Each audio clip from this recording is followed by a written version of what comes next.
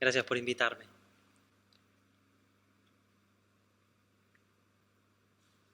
En los últimos tiempos advierto con cierto asombro la difusión de la idea de que Jesús está acá. Jesús no está acá. La Biblia enseña claramente que Jesús no está acá. En muchos lugares lo dice. En Hebreos capítulo 1 y versículo 3 dice que Jesús está sentado a la diestra del Padre. También advierto con asombro la difusión de la idea de que cuando ofrendamos o cuando hacemos alguna actividad, colaboramos a la extensión del reino de Cristo. Usted y yo no colaboramos a la extensión del reino de Cristo. La Biblia no enseña eso. Evangelizamos. Hacemos saber la palabra de Dios. Este mensaje va dirigido a clarificar un poco esos dos conceptos y a traer un poco de aliento, de esperanza, de estímulo en relación a la pronta venida de nuestro Señor Jesucristo. Segunda Samuel capítulo 7.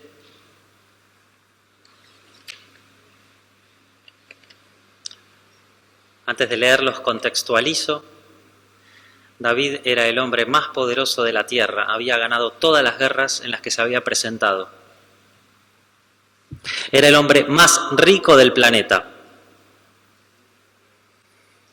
Tenía más plata que Bill Gates, Carlos Slim y Jeff Bezos todos juntos. Su casa, solamente su casa, valía más que la deuda externa de la Argentina, que hoy es de 393.000 millones de dólares. Solamente su casa valía más que la deuda externa de toda la Argentina. La extensión del territorio de David, del territorio del Israel, era la máxima a la que llegó Israel en toda su historia. ¿Cómo girar un poquito? Si no, retrocedo. Tanto poder tenía David que los reyes se acercaban para regalarle dinero y para ofrecerle a sus hijas por esposas. Todo ese era el poder de David. Había puesto a Jerusalén por capital del reino y había construido su casa, que como les digo, valía más que toda la deuda externa de la Argentina. Le sobraba la plata a tal punto que el material plata no se consideraba de ningún valor. En ese contexto se da el diálogo entre David y el profeta Natán acerca de la posibilidad de construir un templo donde Dios habitara. Segunda Samuel, empiezan a temblar las chicas, capítulo 7, versículo 1 dice así: aconteció que cuando ya el rey habitaba en su casa, después que Jehová le había dado reposo de todos sus enemigos, dijo el rey al profeta Natán: mira, ahora yo habito en casa de cedro y el arca de Dios está entre cortinas. Y Natán dijo al rey: anda y haz todo lo que está en tu corazón porque Jehová está contigo. Un poco apresurada la respuesta de Natán. Aconteció aquella noche que vino palabra de Jehová a Natán diciendo: ve y di a tu siervo, a mi siervo David, así ha dicho Jehová, ¿tú me has de edificar casa en que yo more? Ciertamente no he habitado en casas desde el día en que saqué a los hijos de Israel de Egipto hasta hoy, sino que he andado en tienda y tabernáculo. A propósito de la noción de tienda y tabernáculo, en el pasado Dios habitaba en tienda y tabernáculo. Luego vino Cristo. Juan 1:1. En el principio era el Verbo, y el Verbo era con Dios, y el Verbo era Dios. Versículo 14. Y aquel Verbo fue hecho y habitó entre nosotros. plantó su tienda, se tabernaculizó y vimos su gloria. Gloria como del unigénito, lleno de gracia y de verdad. Y en el futuro, Apocalipsis 21, 3, también Cristo pondrá su tienda entre nosotros. Sigo. Y en todo cuanto he andado, versículo 7, con todos los hijos de Israel, ¿he hablado yo palabra alguna de las tribus de Israel a quien haya mandado apacentar a mi pueblo de Israel, diciendo, ¿por qué no me habéis edificado casa de cedro? Versículo 12, la promesa. Y cuando tus días sean cumplidos y duermas con tus padres, yo levantaré después de ti a uno de tu linaje, el cual procederá de tus entrañas, y afirmaré su reino. Él edificará casa a mi nombre, y yo afirmaré siempre el trono de su reino. Yo le seré a él por padre, y él me será a mí hijo. Si él hiciere mal, yo le castigaré con vara de hombres y con azote de hijos de hombres, pero mi misericordia no se apartará de él, como la aparté de Saúl, al cual quité de delante de ti. 16. Y será afirmada tu casa y tu reino para siempre delante de tu rostro, y tu trono será estable eternamente. 18. Y entró el rey David y se puso delante de Jehová y dijo, Señor Jehová, ¿quién soy yo? ¿Y qué es mi casa para que tú me hayas traído hasta aquí? Y aún te ha parecido poco esto, Señor Jehová, pues también has hablado de la casa de tu siervo en lo porvenir. ¿Es así como procede el hombre, Señor Jehová? ¿Y qué más puede añadir David hablando contigo? Pues tú conoces a tu siervo, Señor Jehová. Todas estas grandezas has hecho con tu palabra y conforme a tu corazón, haciéndolas saber a tu siervo. Por tanto, tú te has engrandecido, Jehová Dios, por cuanto no hay como tú, ni hay Dios fuera de ti, conforme a todo lo que hemos oído en nuestros oídos. Tal vez les suene esta frase. ¿Y quién como tu pueblo? Como Israel. Nación singular en la tierra, porque fue Dios para rescatarlo por pueblo suyo y para ponerle nombre, y para hacer grandezas a su favor y obras terribles a tu tierra, por amor de tu pueblo que rescataste para ti de Egipto, de las naciones y de los dioses. Versículo 28. Ahora pues, Jehová Dios, tú eres Dios y tus palabras son verdad, y tú has prometido este bien a tu siervo. Ten ahora a bien bendecir la casa de tu siervo para que permanezca perpetuamente delante de ti, porque tú, Jehová Dios, lo has dicho, y con tu bendición será bendita la casa de tu siervo para siempre.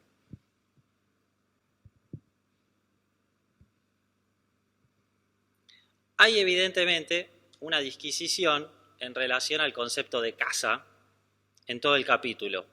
Aparece muchísimas veces la noción y va evolucionando su significado.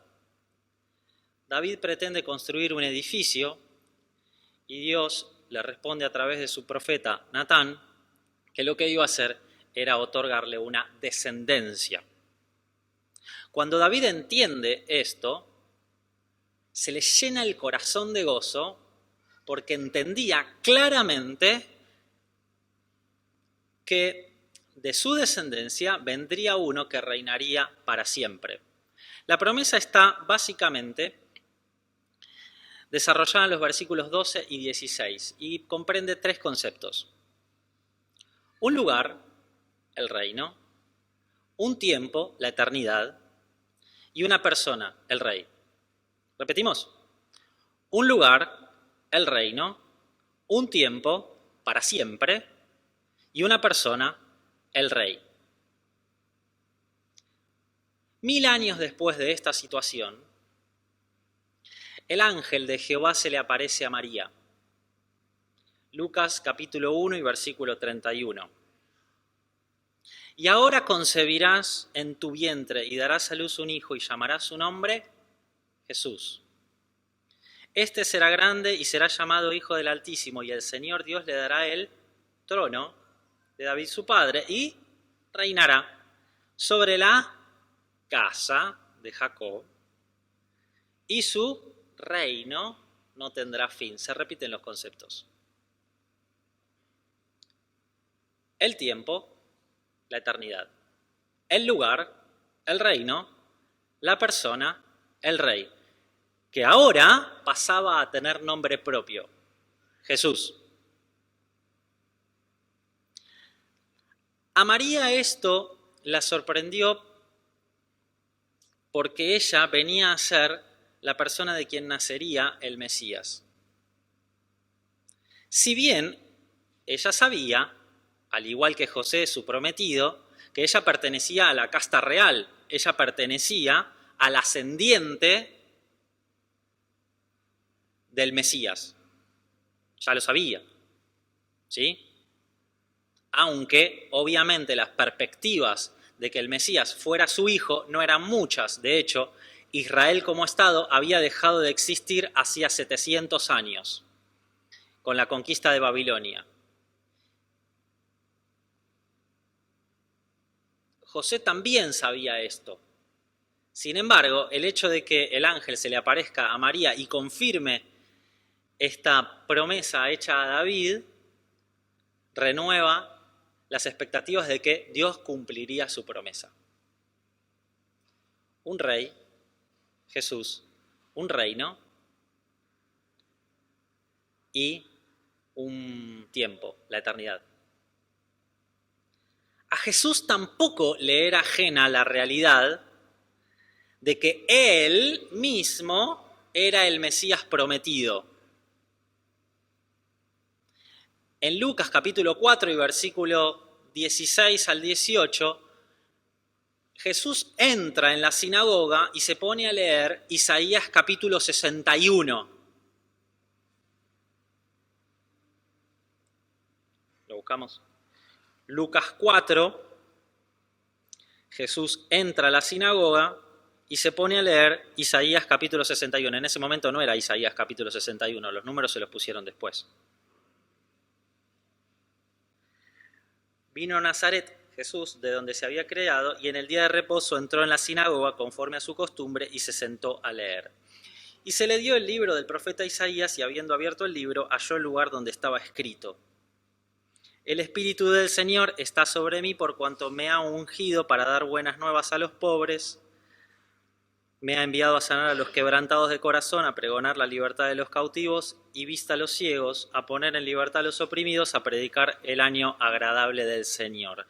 20. Y enrollando el libro, lo dio al ministro y se sentó, y los ojos de todos en la sinagoga estaban fijos en él. 21. Y comenzó a decirles: hoy se ha cumplido esta escritura delante de vosotros. Es decir, Jesús no era ajeno a la circunstancia de que Él mismo era el Mesías prometido. Ahora, de la sola lectura parcial de Isaías, parece desprenderse que el rey iba a cumplir su reino en 2 etapas. Primero se iba a venir a presentar y después iba a venir a reinar. ¿Por qué digo esto? Porque el relato original de Isaías no termina donde Jesús termina de leer. Sigue. Si quieren después lo revisan. El relato de Isaías sigue. De hecho, Jesús, si bien no existían también las comas en esos relatos, deja el relato por el medio. Por el medio. Isaías había continuado con su relato en el capítulo 61 y Jesús lo deja por el medio. Adrede cierra el libro y dice: esta escritura se cumplió delante de ustedes. Es decir, ustedes están mirando al Mesías. Allí hay una especie de presentación primaria de que el reinado de Jesús se iba a dar en dos veces. Primero, una especie de presentación del rey y luego iba a venir a reinar. Tal vez uno de los capítulos más emblemáticos en relación a este desdoblamiento del reinado de Jesús en la tierra esté en el capítulo 6 de Juan. ¿Vamos?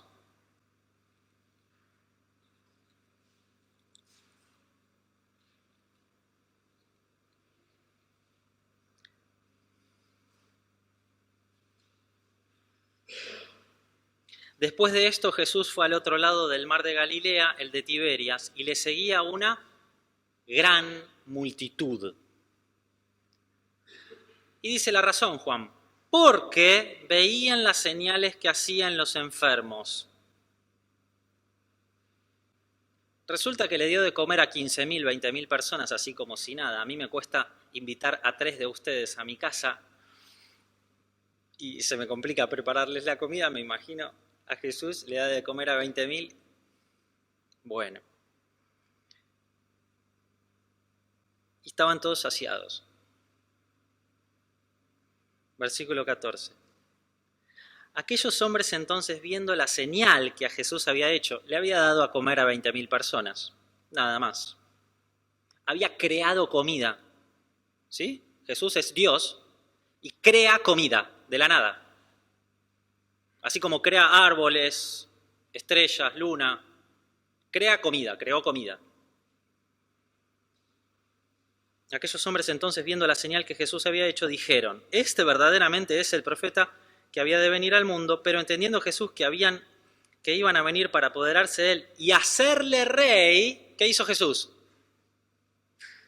Volvió a retirarse al monte solo.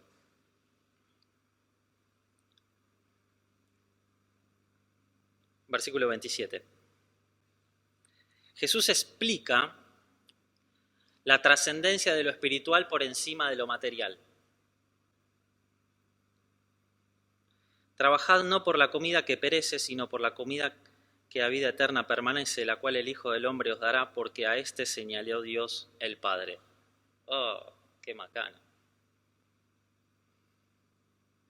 Jesús, estaba rica la comida. Habrá pensado más de uno. Y aparte, si no te cuesta nada, sos Dios, haces así y le das de comer a 20.000 personas. Sanás a uno, al otro, al otro, al otro, al otro. Le das de comer a 20.000 hambrientos. Sin embargo, cuando te viene a explicar Jesús esa circunstancia, dice, trabajen por la comida que permanece, la espiritual.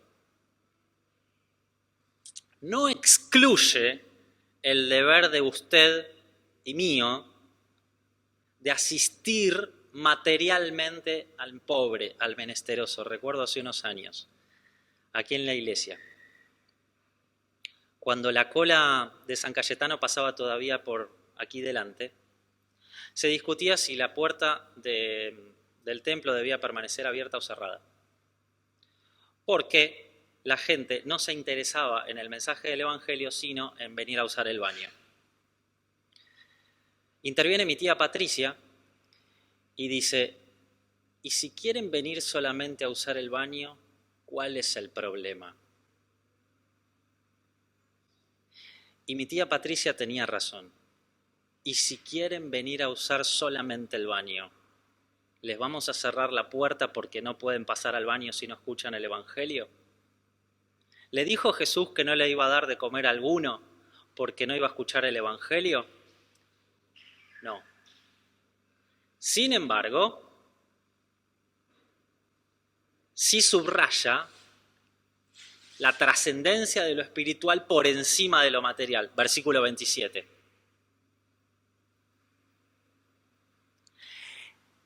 Lo cual nos lleva al fin del capítulo.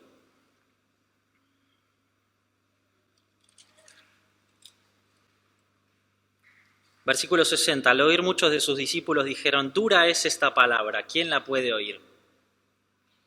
Sabiendo Jesús en sí mismo que sus discípulos murmuraban de esto, les dijo, ¿esto os ofende?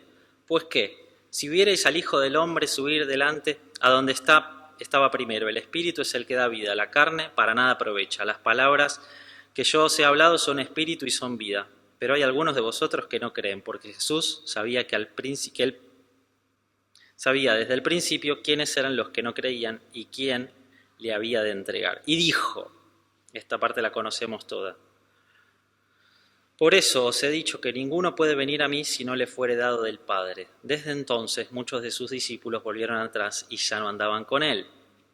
Dijo entonces Jesús a los 12, ¿queréis acaso iros también vosotros? Les respondió Simón Pedro, Señor, ¿a quién iremos? Tú tienes palabra de vida eterna. Pero ya eran menos. Se quedaron los que se dieron cuenta de la trascendencia de lo espiritual sobre lo material. No excluyó Dios el deber suyo y mío de asistir al pobre, al menesteroso, al viudo, al huérfano, sino que subrayó la importancia de lo espiritual por encima de lo material. ¿Se entiende el concepto? Y dejó clarísimo, por otra parte, que no quería ser coronado rey. Sin perjuicio de lo cual, como para complicar un poquito más las cosas, cuando le preguntan tiempo más tarde si él era el rey de los judíos, ¿qué dice? Que sí. Que sí. No necesitamos más testigos, dicen Anás y Caifás. Él mismo lo ha confesado. Blasfemó, llevémoslo delante de Pilato. Así lo mata. Fue lo que sucedió. Pilato le preguntó, ¿eres tú el rey de los judíos? A Pilato no le iba ni le venía si Jesús decía que era el rey de los judíos, porque Pilato era romano y para la ley romana, si uno decía que era el Papa, el rey de los judíos, Messi, Ronaldo o quien fuera, a la ley romana no tenía sin cuidado. A los que sí le importaba eran los fariseos. El caso es que Jesús dijo que sí, él era el rey, pero se dispuso a ir a la muerte. El texto que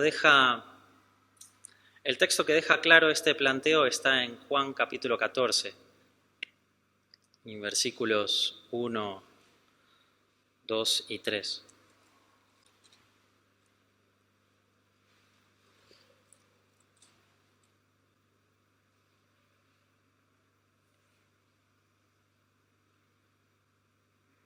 Los discípulos estaban contrariados porque Jesús les dijo que se iba a morir. Si alguno guardaba alguna expectativa de que Jesús se convirtiera en rey, Jesús la echó por tierra. Me voy a morir, fue su afirmación. Para consolarlos, les acerca estas palabras. No se turbe vuestro corazón, creéis en Dios, creed también en mí.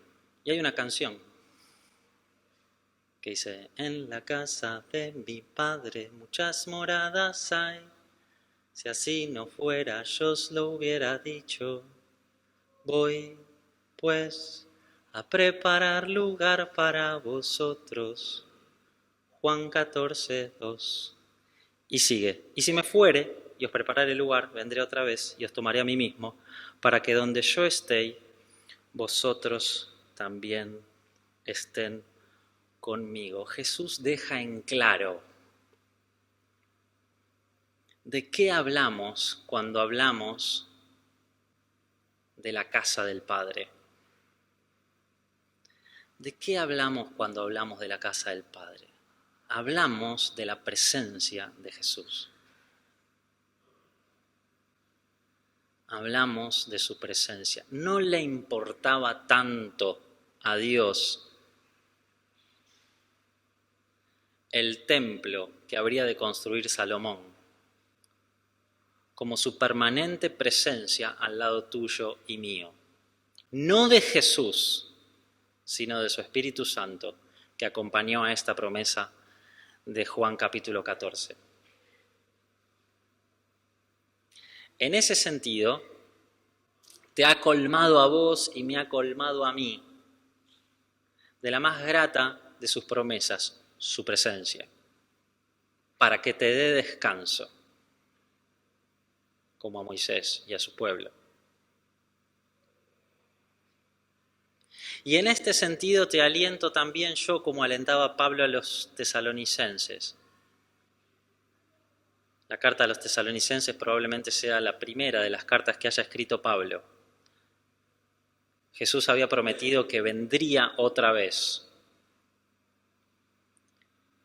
Resulta que en el interín en que Jesús no venía, que ya lleva 2000 años, algunos de los familiares de los cristianos estaban muriendo.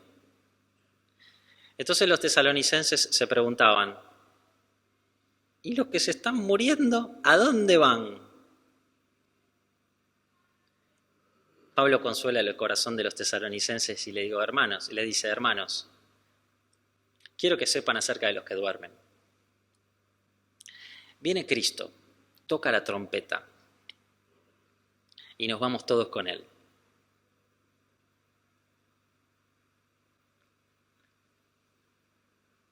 Y termina el versículo, creo que es 18 de capítulo 4 de Primera Tesalonicenses. Y allí estaremos todos con el Señor.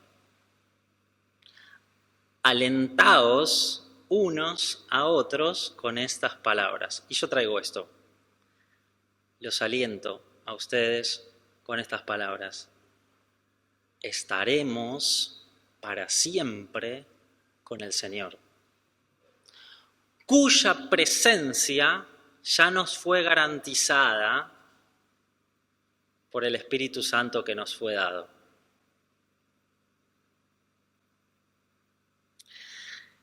Hay una persona que entendió muy bien este concepto de la presencia de Dios.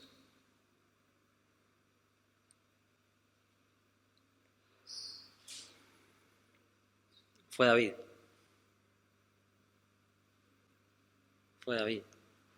Él escribe el Salmo 23 y dice, ciertamente el bien y la misericordia me seguirán todos los días de mi vida, y en la casa de Jehová moraré por largos días. Yo voy a vivir con Cristo. Eso es lo que dice David allí. No se refería a una casa física.